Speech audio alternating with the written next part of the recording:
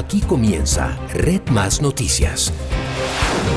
Buenas noches y bienvenidos. El presidente Santos lanzó un duro ataque contra Nicolás Maduro durante su visita a Canadá. Santos aseguró que Maduro aprovechó la falta de coherencia de la oposición, lo que fue capitalizado por el mandatario venezolano para consolidarse en el poder.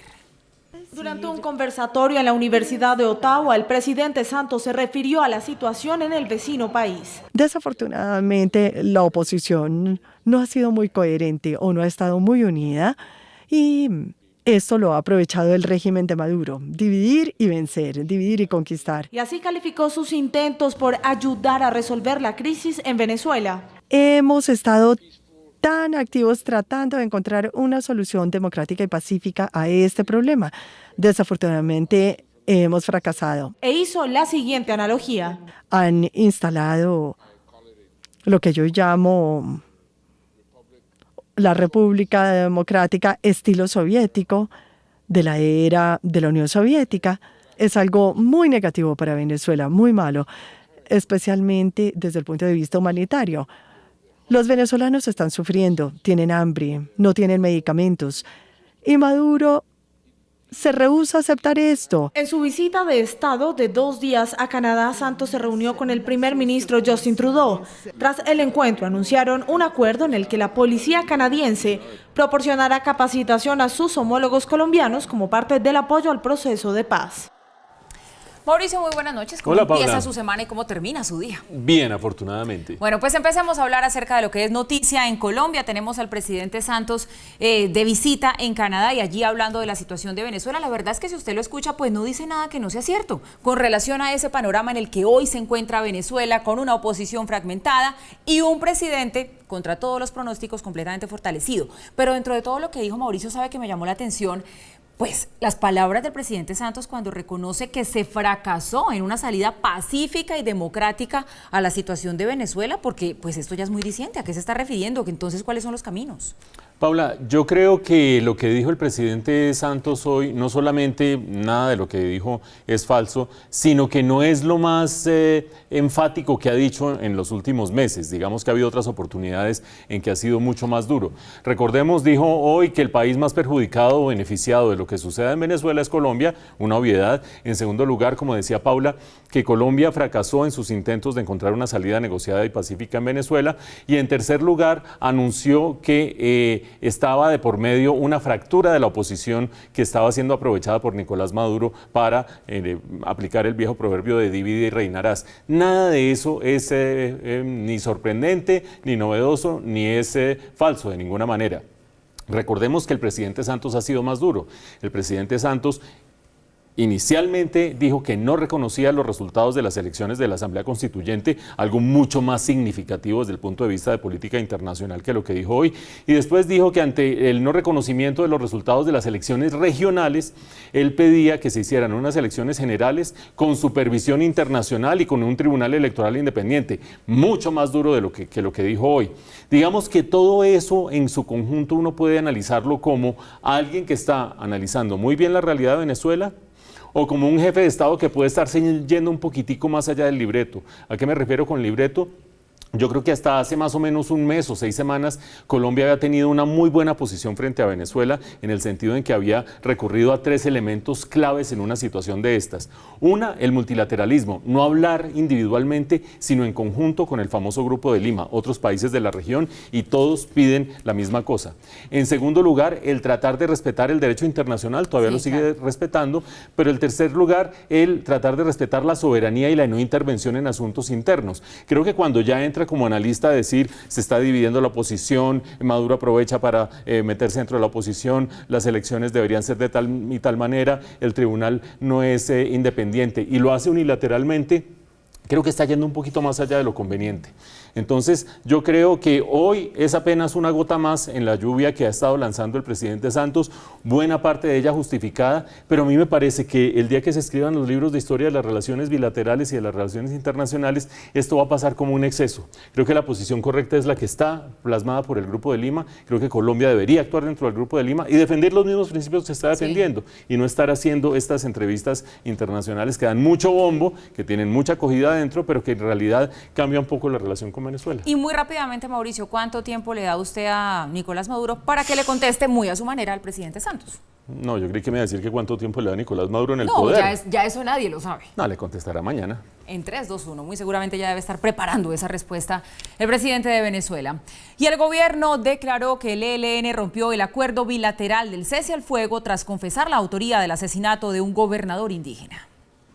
El homicidio del gobernador indígena a manos del Ejército de Liberación Nacional puso hoy en la cuerda floja el avance de los diálogos de paz que con ese grupo guerrillero adelanta el gobierno en la capital ecuatoriana. Claramente el homicidio de un líder indígena por parte del ELN rompe lo pactado y lo acordado en materia de cese bilateral. El pronunciamiento se dio luego que el Ejército de Liberación Nacional reconociera su autoría sobre el crimen del gobernador indígena perpetrado el pasado 23 de octubre tras ser sacado de su comunidad y asesinado una hora después. Exigimos un diálogo con la Mesa de Quito para que este tipo de situaciones no vuelvan a ocurrir, pero también para que los responsables paguen por este asesinato. El movimiento indígena, que hoy protesta en varios departamentos por incumplimiento del gobierno en varias mesas de negociación, denunció además que 40 miembros de su etnia han sido asesinados durante este año, 10 de ellos tan solo en este mes. Cerca de 10.000 indígenas protestaron en el Cauca exigiendo del gobierno nacional entrega de tierras, más educación y salud. La protesta transcurrió en calma. Los indígenas dijeron que permanecerán en la vía panamericana hasta cuando llegue el presidente Santos y que están a la espera de lo que el gobierno les defina el próximo miércoles.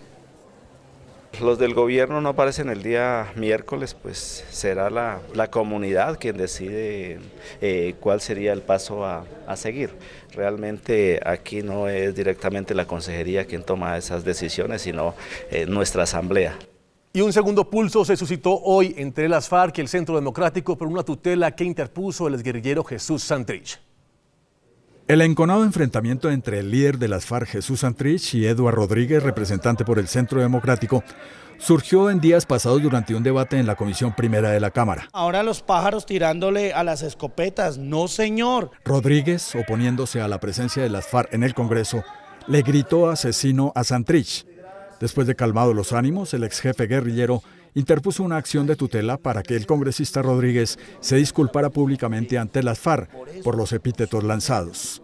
Hoy el representante Rodríguez fue sorprendido con la notificación de la tutela. Vamos a contestar inmediatamente la tutela, porque además tiene que aprender de derecho el señor Santrich. En la acción interpuesta por el apoderado de Santrich ante la Sala Penal del Tribunal Superior del Distrito Judicial de Bogotá, el congresista tiene un plazo de 24 horas para disculparse ante Santrich. Prefiero ir a la cárcel antes de decirle la verdad a las FARC. Rodríguez dijo que es la Corte Suprema de Justicia la que debe investigarlo por su fuero de congresista. El actual consejero presidencial para las regiones, Camilo Sánchez, fue designado por el presidente Santos como nuevo ministro de Vivienda. A través de su cuenta en Twitter, el mandatario dio a conocer la noticia. Sánchez es economista de la Universidad Javeriana, especializado en alta gerencia con estudios en finanzas públicas territoriales. Tiene un magíster en gobernabilidad y democracia. Sánchez asume en esta cartera para fortalecer la dinámica de programas como Mi Casa Ya, que impulsa la construcción de vivienda en todos los estratos. Tenemos que cumplir los compromisos, no hay que cambiar lo que está funcionando la vivienda, hay que hacer un proceso importante en las regiones, vamos a acompañar el tema del agua potable y saneamiento básico, que es una necesidad gigantesca, donde se ha cumplido realmente, pero tenemos mucho más por hacer y lo vamos a hacer en estos 10 meses que nos quedan. Una juez de garantías dictó sentencia a 10 personas implicadas en el maltrato a niños con discapacidad en Ibagué. La juez séptima penal con función de garantías de Ibagué determinó enviar a la cárcel a las 10 personas capturadas por presuntos maltratos a niños con discapacidad cognitiva y que se desempeñaban como funcionarios y directivos de la Fundación Peces Vivos, entidad operadora del Instituto Colombiano de Bienestar Familiar, en donde permanecieron internos 35 menores hasta el pasado jueves 19 de octubre, cuando se realizó el operativo. La señora juez que decretó hoy la imposición de medida de aseguramiento fue la misma juez que impartió legalidad a los actos de interceptación de comunicaciones a la directora de la fundación. Pese a que los abogados de la defensa solicitaron la medida de casa por cárcel, la juez concluyó que las 8 mujeres y los 2 hombres tendrán que enfrentar los procesos por delitos como la tortura agravada, concierto para delinquir y ocultamiento y destrucción de material probatorio desde la cárcel de Picaleña. Hay mucha inconsistencia y violación de principios fundamentales. Estamos mirando a ver qué pasa o a mirar qué pasa en segunda instancia. Según la juez, los imputados deberán permanecer en un pabellón de máxima seguridad en donde se les garantice su integridad. Una fuerte polémica estalló por las denuncias de la directora del SENA, María Andrea Nieto, sobre supuestos manejos indebidos en la entidad. Estos se habrían gestado en la dirección anterior a cargo del actual secretario general de la Presidencia, Alfonso Prada. El pasado 8 de octubre, Julio Sánchez Cristo, director de la emisora W Radio, estrenó en su cuenta de Twitter una fotografía con el siguiente pie de foto. Como hizo el secretario de Palacio, Alfonso Prada, para nombrar a toda esta gente que venía del SENA en Palacio, ¿más contratos de prestación de servicios? Según María Andrea Nieto, actual directora del SENA, en entrevista con la revista Semana, la mayoría de las personas sí salieron de la entidad que ahora está bajo su cargo y que por 31 meses también dirigió a Alfonso Prada. De las 20 personas que aparecen en la foto, 19 trabajaron en el SENA durante la administración de Prada. En entrevista con la W Radio, Nieto, quien trabajó en el SENA durante la administración de Alfonso Prada, aseguró que en esa entidad estaban contratados familiares de personas que trabajan con el actual secretario de la Presidencia, es decir, el mismo Alfonso Prada, y que incluso hay funcionarios del SENA que supuestamente le reportan directamente a él y no a ella, como la directora nacional del SENA. He venido tomando decisiones que parece que están incomodando a muchas personas que evidentemente estaban directamente relacionadas con la administración del doctor Alfonso Prada. Dana Suárez en un momento determinado se realiza un desplazamiento hacia la ciudad de Yopal para una condecoración que iba a recibir el señor secretario general, y yo me subo entonces al avión y, oh sorpresa, me encuentro a la persona que en el SENA manejaba hasta ese momento las redes sociales. Y cuando yo la veo le digo, oye, ¿tú qué estás haciendo acá? Y ella me dice, no, a mí me dieron la instrucción de que viajar acá. Y entonces yo le dije, ¿y quién te dio la instrucción si yo soy tu jefe? Entonces me dice, no, a mí me dio la instrucción la señora Dana Suárez. Entonces inmediatamente procedo a escribirle a Dana y le digo, oye, Dana, ¿tú por qué estás haciendo esto? ¿Cómo se te ocurre sacar recursos de una entidad? Y ella me dice, no, es que el jefe dio la orden. Y yo le digo, ¿cuál jefe? Y entonces me puso Alfonso Prada. Y no se te olvide que Alfonso Prada es tu jefe. Y le dije, no señora, mi jefe es el señor presidente de la República. Red Más Noticias trató de comunicarse en repetidas ocasiones con el secretario general de la Presidencia, Alfonso Prada, sin obtener ninguna respuesta hasta el momento. Más de medio centenar de colombianos aspiran a la presidencia de la República. Entre ellos hay 9 mujeres. En el gran abanico existen candidatos de todos los colores y para todos los gustos. En total, hasta hoy 9 mujeres y 44 hombres aspiran a la presidencia de la República. El gran abanico de aspirantes nunca antes visto en el país lo comparten desde conocidos ilustres políticos hasta ciudadanos del común. A escasos 90 días de la apertura para la inscripción de aspirantes, tan solo hay 2 candidatos: los senadores Claudia López del Partido Alianza Verde y Jorge Robledo del Polo Democrático. A la extensa baraja se suman 9 precandidatos: 3 liberales, Humberto de la Calle, Juan Fernando Cristo y Edison Delgado; 2 conservadores, Ubeymar Delgado y Rubén Darío Lizarralde; y 4 del Centro Democrático, María del Rosario Guerra, Paloma Valencia, Carlos Holmes y Rafael Nieto. En un tercer grupo de aspirantes que hoy recoge firmas en la calle, lo integran nada menos que 41 ciudadanos. Aquí hay desde célebres figuras tales como el exprocurador Alejandro Ordóñez, el exvicepresidente Germán Vargas, las exministras Marta Lucía Ramírez y Clara López, el exgobernador de Antioquia Sergio Fajardo, la exsenadora Piedad Córdoba, hombres de negocio como el boyacense Jesús Guerrero y muchos más ilustres desconocidos. El ramillete, como se puede ver, está para todos los credos, ideologías y rezos, con movimientos cuyos nombres están inspirados en los más variados problemas del país. Así las cosas, la gente con gran cantidad de aspirantes presidenciales parece pensar que tanta democracia no es buena. ¿Qué tal esta cifra, Mauricio? Más de 50 candidatos a la presidencia tiene Colombia en este momento. ¿Eso, Mauricio, es bueno, es malo, es feo, es qué a la luz de la democracia? Paula, una precisión, como lo decía la nota, más de 50 aspirantes. Bueno, aspirantes, sí, por el momento, aspirantes, como lo decía la nota, muchos, ¿no? 2 candidatos, 9 precandidatos, una cantidad de gente buscando firmas. Digamos que esto se tiene que limpiar, esto se tiene que decantar. Es decir, el sistema no puede ser tan absolutamente inoperante como para que 53 personas crean efectivamente, o que lo crean es una cosa, aspiren a llegar a la presidencia y se inscriban como candidatos. Esto se va a ir decantando y se va a ir filtrando. Pero uno tiene que empezar a discernir.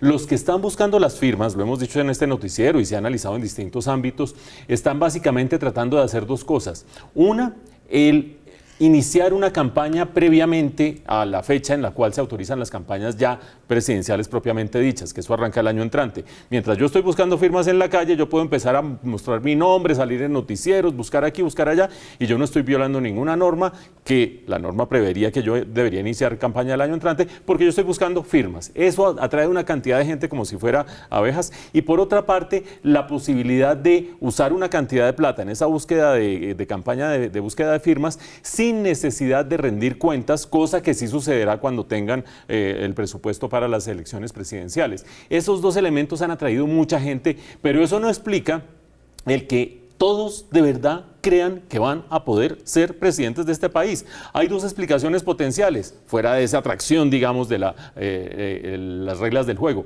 Una, popularidad. Yo no entiendo cómo puede haber gente que verdaderamente cree que alguien le va a parar bolas distinto a decir yo estoy aspirando a la presidencia, yo quiero ser candidato, como lo hacía Roberto Goyeneche en alguna época. La mitad de ustedes no saben quién era Roberto Goyeneche, el que le iba a poner techo a la ciudad de Bogotá como promesa presidencial. Pero esos que quieren ser populares y ganarse las cámaras y demás, bueno, allá ellos, pero no le comamos cuento. Y los otros que están buscando en el camino tratar de consolidar un pequeño feudo electoral para el día de mañana, pegársele a chupar rueda de la rueda del que va más adelante y tratar de ganarse algún puestecito allá adelante. Francamente, cuando uno mira las encuestas, Paula, ese chorrero de candidatos, el grueso de los puntos de las encuestas se distribuyen más o menos entre 15. Entonces digamos que de ahí para adelante habrá 38 o qué sé yo, y si no me fallan las cuentas, 38, que no tienen nada que hacer ni para negociar ningún cargo político. Entonces pues que se vaya limpiando esa lista y iremos a ver dónde paramos. Eso sí, sin olvidar una cosa. Algunas de estas triquiñuelas a uno le terminan costando una cantidad de plata. ¿Se acuerda que la consulta liberal nos va a costar 40.000 millones de pesos? Miren, no lo he olvidado, me acuerdo de eso todos los días de mi vida. Y allí hay dos candidatos con posibilidades, el doctor Cristo, el doctor de la Calle, y un candidato sin ninguna posibilidad, el doctor Edison Delgado, que yo no sé qué hace allí, pero bueno, así habrá tantos otros metiéndose en la democracia. Y sabe que usted tiene razón, cuando hay un abanico de opciones tan grande, sí que es importante tener una sociedad informada para que sepan decidir sobre una buena base. En otras noticias, las empresas colombianas integran a sus estrategias de negocios los temas sociales y solo 250 de las más representativas afiliadas a la ANDI han invertido más de 455.000 millones de pesos en proyectos de este tipo. La segunda encuesta de Arquitectura Social y Estrategia de la ANDI y Cifras y Conceptos revela por primera vez las inversiones en responsabilidad social. Al menos asignan 455.000 millones de pesos al año para temas de responsabilidad social. Un total de 500 empresas de todos los sectores respondieron y de esas 250 dieron cifras en los 14 municipios donde hay más industria. Para tratar de entender exactamente qué es lo que estaban haciendo las empresas en Colombia, qué tan comprometidas están. No se hace referencia a filantropía, sino a inversiones reales en proyectos específicos. Las empresas cada vez más encuentran el valor social en temas que tienen que ver con el negocio. ¿Cómo mitigo yo los efectos de lo que yo hago como empresa en un territorio? Cada día se vincula a más profesionales para que desarrollen proyectos sociales. Son mujeres con posgrado, bilingües y entre los 25 y 40 años. El 70% de las empresas afirman que su estrategia social está alineada con su negocio y el 69% la desarrolla en su área de influencia.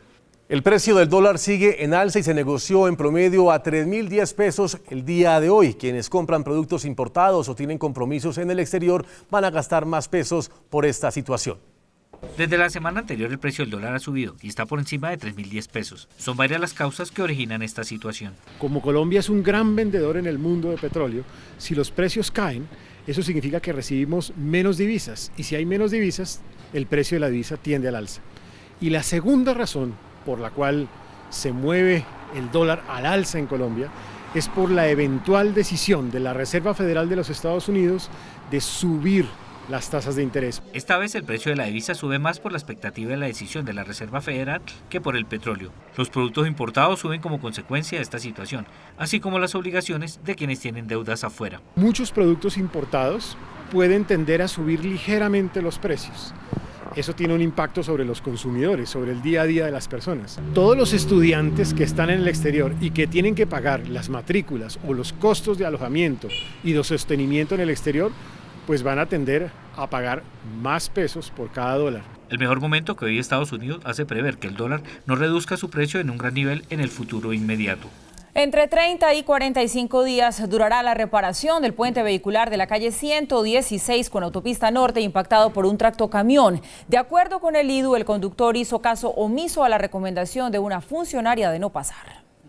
Para el distrito está claro que Víctor Barrero, el conductor del tractocamión que por poco tumba el transitado puente de la calle 116 con autopista norte, sabía que el vehículo no alcanzaba a pasar. Y a pesar de habérsele dicho al conductor que no cabía por debajo, el señor no hizo caso e impactó el puente con el desafortunado desenlace que ya todos conocemos. Barrera, trabajador de la empresa transportadora Humadea, hasta ahora no ha recibido ninguna sanción por el hecho de ayer que generó gigantescos trancones en la autopista norte. El puente mide 4.4 metros de altura. En la parte alta en este momento el tránsito está cerrado y va a estar así hasta que la reparación definitiva, en razón a que esa viga es la que recibe las cargas del tránsito sobre el puente. Una estructura similar a esa será instalada en este sitio para evitar que los camiones choquen con el puente. Mientras avanzan los trabajos de reparación, se autorizó el cierre de la calzada paralela de la autopista norte en sentido norte-sur entre las 10 de la noche y las 6 de la mañana. Entre las 6 de la mañana y las 10 de la noche, la vía estará habilitada para vehículos livianos. El transporte pesado solo podrá transitar por la calzada rápida central. El puente no tiene ningún problema, el problema es que los vehículos que transitan en este punto de acá vienen con una carga extradimensionada. El puente tiene un gálibo libre de 440, pero hay contenedores que superan esa medida. Como rutas alternas hacia la carrera séptima y la Boyacá, los conductores pueden tomar la calle 170, la 153, la 134 y la 127. El IDU reparará el daño con dineros de un contrato de mantenimiento por 7.000 millones de pesos. ¿Qué tal esto, Mauricio? Tremenda afectación la que se viene por cuenta de un conductor, digamos que terco, porque esa sería tal vez la palabra de calificativo, que hizo caso omiso a las indicaciones y a las advertencias que le hizo una funcionaria. Él dijo, yo paso porque paso, y después se dio cuenta que no podía pasar. Pero entre otras cosas, Mauricio, decía la nota que hasta ahora no se sabe que se le haya notificado de ningún tipo de sanción al conductor. Desde el total de desconocimiento le pregunto, ¿no tendría que tener alguna sanción este personaje? Pues Paula, por lo menos el dañar una infraestructura pública de manera, además, no sé si se utilizará la palabra aleve, pero por lo menos sí consciente. ¿Por qué? Porque se le advirtió, sencillamente. Si yo me voy de frente contra algo que no sé si le voy a dar o no le voy a dar, yo puedo alegar que no sabía, claro, que no estaba consciente, pero si se le advierte y se va contra esa estructura, esa infraestructura o ese bien público y termina haciéndole daño, a pesar de que un funcionario público se lo advirtió, por supuesto que hay un daño en cuestión pública y yo no sé exactamente cuál sea el cargo, pero está advertido y está exactamente configurado el delito, Paula. Pero le quiero decir algo adicional. No solamente este personaje viene advertido, y además uno supone que un chofer de tractomula sabe exactamente que tiene que pasar debajo de puentes en los cuales pasa la carga o no pasa la carga. Digamos que eso es como una de las 3 o 4 cosas que tiene que tener presente de manera prioritaria. Pero de otro lado, la señalización en Bogotá, por lo menos, de las alturas libres en los puentes es ridícula. Entre un grafiti, un afiche, una pendón, una bandera de Colombia, un ritual a la selección, lo que ustedes quieran, no se ve absolutamente ningún aviso. Yo creo que un llamado muy oportuno a partir de este accidente y otros que se han presentado en días pasados en el mismo puente y en otros puentes de la ciudad, pero en este mismo puente hace menos de 15 días, da para que las autoridades, cuando pongan esas estructuras que nos mostraba el funcionario, esas estructuras protectoras metálicas que protegen el puente, le pongan encima cuánto tiene de altura, lo mínimo en cualquier sociedad civilizada. Pues esperemos que eso pase y por lo pronto, por cuenta de la terquedad, preparémonos para el trancón. 30 a 45 días más o menos. Polémica en el Consejo de Bogotá. En medio del debate de las vigencias futuras del metro, un grupo de asistentes mostró carteles donde se indicaban a cabildantes de recibir prebendas para aprobar los proyectos del alcalde Enrique Peñalosa. Estos fueron los carteles de la discordia.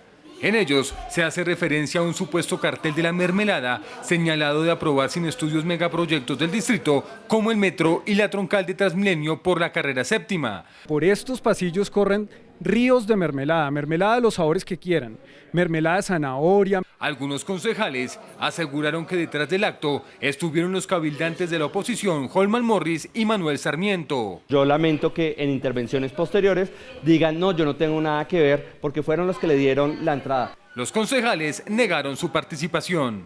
Una persona que entró por mi oficina estaba siendo parte de esta manifestación. No fui enterado de esta manifestación. No sabía que esos ciudadanos que se inscribieron para asistir al debate traían esos carteles para mostrarlos. Vamos a evaluar la posibilidad de poner unas denuncias ante los diferentes organismos de control. Mañana continuará el debate de vigencias futuras en el Consejo.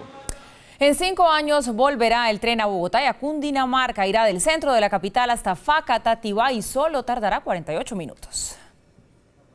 El gobernador de Cundinamarca, Jorge Emilio Rey, despejó las dudas de la alcaldía de Bogotá sobre un supuesto colapso del tráfico por el paso del Regiotram por avenidas neurálgicas para la movilidad de la capital. Sectores como la 68, la Boyacá, la ciudad de Cali, la carrera 30, la carrera 50 van a tener sus intersecciones. Rey aseguró que los habitantes de Facatativá podrán llegar al centro de Bogotá en 48 minutos, un recorrido que dura más de 3 horas por los trancones en la calle 13 y en la 80. Las tarifas que hoy se plantean en el estudio hablan de un monto equiparable a lo que hoy paga un facatativeño o un habitante de Occidente para llegar al centro de la ciudad. 6.200 pesos Facatativá. El proyecto tendrá 41 kilómetros y unirá Faca con la calle 26 con Caracas. Serán 21 trenes eléctricos que irán a 60 kilómetros por hora. Tendrá 17 estaciones, 6 en Cundinamarca, 11 en Bogotá. El Regiotram ya tiene aval fiscal, costará $1 billón y estará listo en el 2022. El alcalde de Bogotá, Enrique Peñalosa, entregó un megaparque en la localidad de Fontibón, en el occidente de la ciudad. El espacio, que tiene 235.000 metros cuadrados, fue inaugurado por el propio alcalde Peñalosa, quien aseguró que en el escenario se invirtieron 5.500 millones de pesos. El parque está ubicado en un terreno de cesión de la zona franca de Fontibón. El mandatario aprovechó para referirse a la revocatoria que ya tiene las firmas exigidas por la registraduría. Bienvenido. Si los ciudadanos consideran que quieren ir a una elección y que quieren votar una revocatoria, bienvenido. Nosotros estamos convencidos que estamos transformando a Bogotá, que estamos haciendo una nueva Bogotá que no se había hecho nunca. Autoridades en Cartagena buscan a un turista que posó desnudo sobre una escultura del maestro Botero. El hecho se presentó en altas horas de la noche del domingo y las autoridades no han logrado dar aún con el paradero del implicado. Ahí están las imágenes.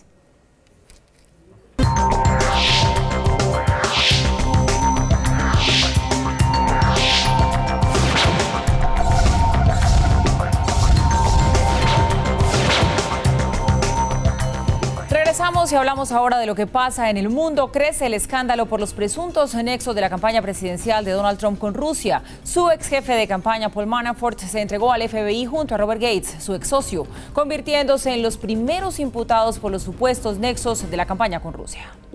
El republicano Paul Manafort, de 68 años, llegó a la sede del Buró Federal de Investigaciones junto a su ex socio Richard Gates. Se les imputaron 12 cargos criminales, entre estos conspiración contra Estados Unidos, lavado de activos y falso testimonio. Este documento señala nexos directos entre Manafort y Gates con el gobierno ruso desde 2005. La llamada trama rusa no termina ahí. El asesor de la campaña de Trump, George Papadopoulos, se declaró culpable de mentirle al FBI de sus contactos con un profesor ruso vinculado a Moscú, quien ofrecía datos sobre la entonces rival del republicano Hillary Clinton. Su participación era extremadamente limitada, era un voluntario, ninguna actividad suya se hizo de manera oficial con la campaña. Ni Manafort, ni Gates, ni Papadopoulos son los primeros salpicados con el escándalo. Se suman el hijo del mandatario, Donald Trump Jr., su yerno y consejero, Jared Kushner, y el fiscal general, Jeff Sessions. El presidente Donald Trump intentó desligarse del caso Manafort y en una serie de trinos a través de Twitter apuntó contra Hillary Clinton y nuevamente negó la colusión con Rusia en su campaña presidencial. Los nexos con Rusia en las elecciones de 2016 dieron un nuevo giro con la entrega al FBI de Paul Manafort, ex jefe de la campaña Trump. En su cuenta de Twitter, Donald Trump se refirió a la venta de uranio a Rusia y otros escándalos que implican a Hillary Clinton.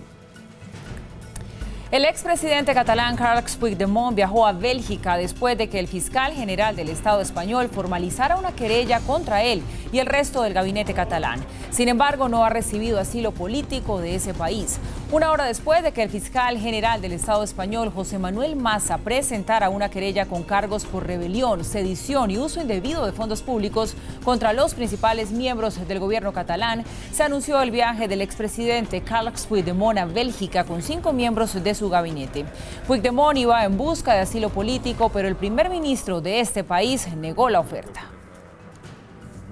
Con Eventos Compensar pensamos en todo para sus eventos empresariales. Conozca la Plaza del Jubileo, un escenario único en Colombia. Contáctenos 307-7001.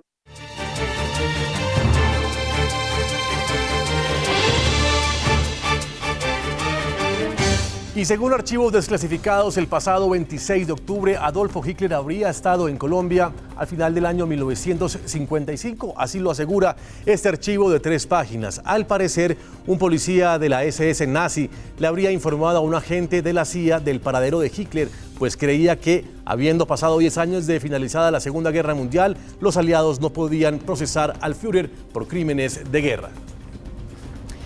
Y hablamos de esta noticia que hoy, pues sí, la verdad ha tenido bastante relevancia en Colombia y que se conoce después de que se hayan desclasificado estos documentos relacionados con la muerte del expresidente John F. Kennedy, que ahora nos dicen pues que Hitler estuvo en Colombia, más exactamente en Tunja. Para eso recibimos a Esteban Cruz, antropólogo, profesor de la Universidad del Rosario, director del programa de nuestro canal Red Más, el programa Más Allá. Bienvenido.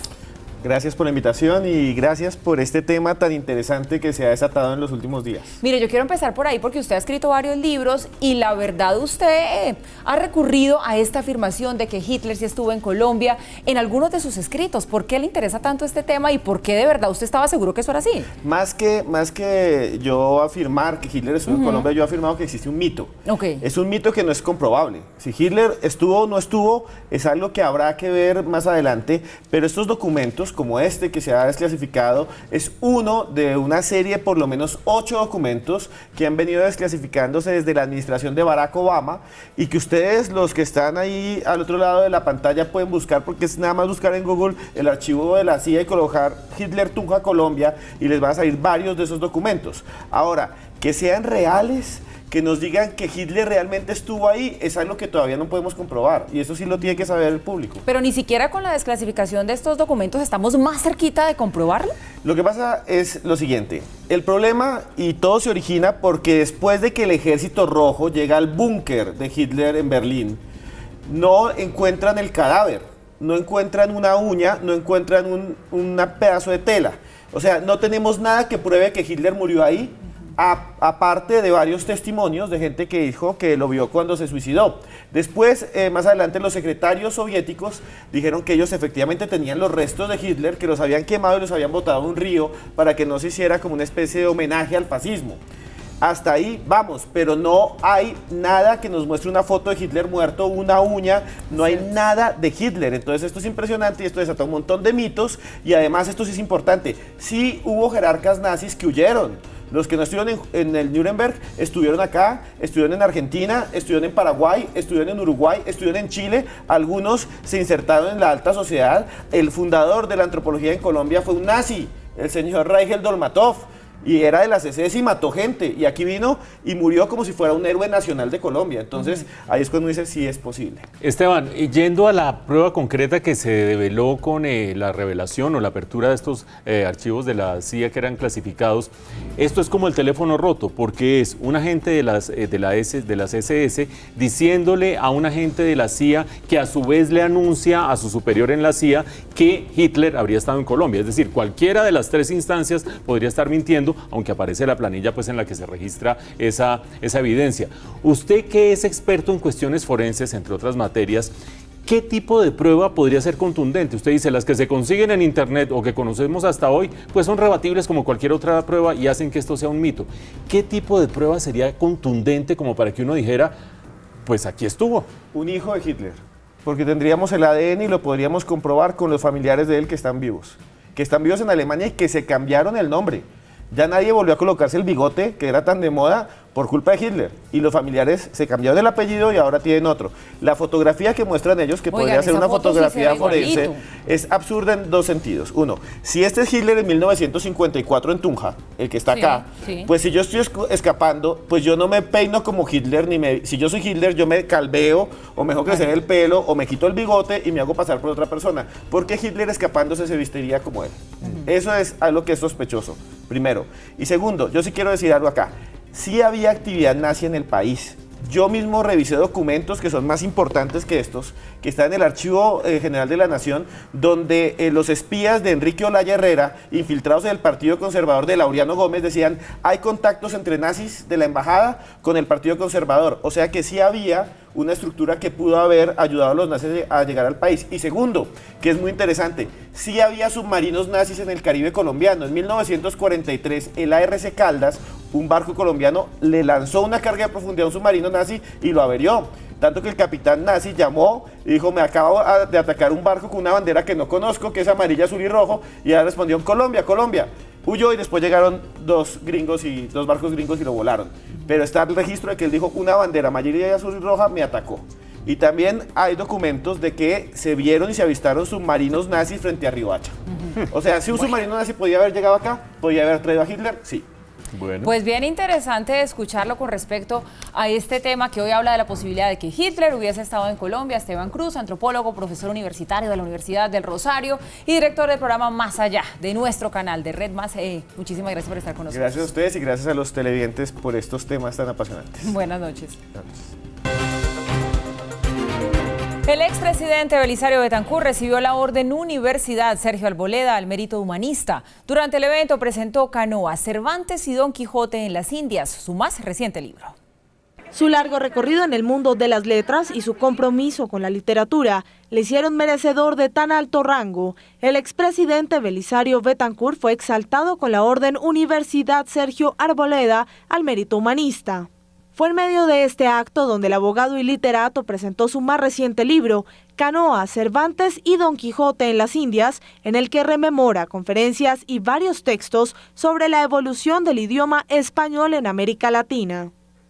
Reflexiones sobre el Quijote, sobre los personajes del Quijote, sobre las enseñanzas de Don Quijote a Sancho cuando nombraron a Sancho alcalde de la ínsula Barataria.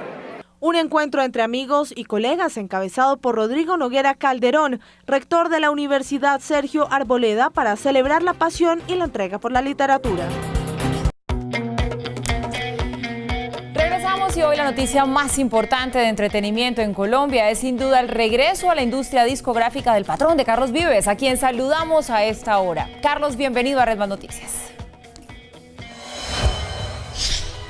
Hola Pau, un saludo a toda mi gente de Red Más Noticias y bueno, espero que estén felices y gracias por esta oportunidad. Bueno Carlos, ¿en qué momento de su vida llega este álbum titulado Vives? Bueno, Vives llega a mi vida en un momento que estamos empezando en esta carrera. Bueno, nos llega en un momento muy especial, muy esperado para nosotros porque bueno, llevamos ya luchándole al álbum un buen tiempo. Así que llega en un momento especial porque me permitió hacer un álbum que es muy diverso como nuestra música, como nuestro país y donde puedo contar muchas historias de aquellas muy, muy felices, de aquellas canciones muy alegres, otras más tristes, algunos de esos mensajes urgentes, todo tiene Vives.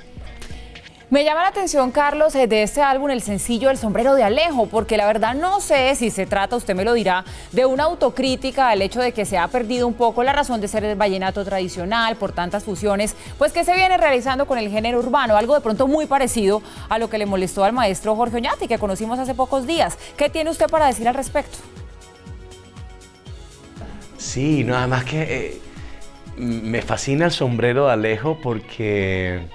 Bueno, además es un vallenato muy a mi estilo, pero que me permite no solamente hacer esa autocrítica que tú dices que claro, ahí está la autocrítica, porque es una autocrítica a la industria y somos parte de esa industria y a la radio, pero al mismo tiempo decirles que todo el movimiento urbano también se alimenta de esencias como la vallenata.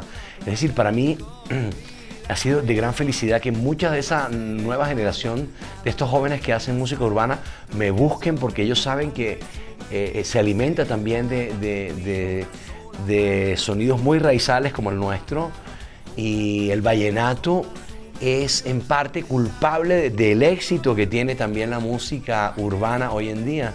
Y me encanta porque la juventud se acerca a Carlos Vives buscando ese vallenato. Wisin se inventa su rap y hace las cosas y me manda cosas para que yo le ponga ese sentimiento vallenato, porque él sabe que hay una conexión muy fuerte. Lo mismo con Sebastián, cuando llegó a grabar conmigo Robarte un beso. Él sabía que se acercaba a Gaira buscando ese vallenato. Muy bien. Carlos, mire, vemos un álbum muy completo. Hay un dueto con Thalía, por ejemplo, una colaboración también en rap, un homenaje a los niños y a las mujeres víctimas de la violencia, pero es importante destacar mejor esa participación de sus hijos, de Elena y de Pedro en este disco. Qué gran sorpresa, la verdad. Sí, que es increíble la canción que escribí con mis hijos y que quedó en el álbum. Se llama Monsieur Bigoté. Y canta Elena, canta Pedro y canta el coro del colegio, de la escuela que tenemos de música que se llama Río Grande. Sí, no, estoy feliz con todas las colaboraciones, muy feliz de tener varios invitados en este álbum, porque al final todos vienen buscando ese sentimiento de colombianidad, ese vallenato, ese espíritu que, como digo en la canción, no hay que defenderlo porque está allá en lo más profundo de los corazones, no solamente de los colombianos, sino de mucha gente en otras partes del mundo. Carlos, pues muchas gracias por este tiempo aquí en Red Más Noticias. No nos queda sino desearle muchos éxitos con este álbum y por supuesto también en los Latin Grammy que ya se aproximan. Bueno, Pau, te espero allá. Vamos a celebrar porque son muchos colombianos este año nominados. Si me dan permiso, en Las Vegas nos vemos. Hasta aquí esta emisión. No olviden mañana desde las 6 de la mañana toda la información y las noticias con Darío Arismendi y su equipo en la alianza de Caracol Radio y Red Más Noticias. Lo mejor de la radio, lo mejor de la televisión. Hasta aquí esta emisión de Red Más Noticias. Mañana nos vemos. Que descansen.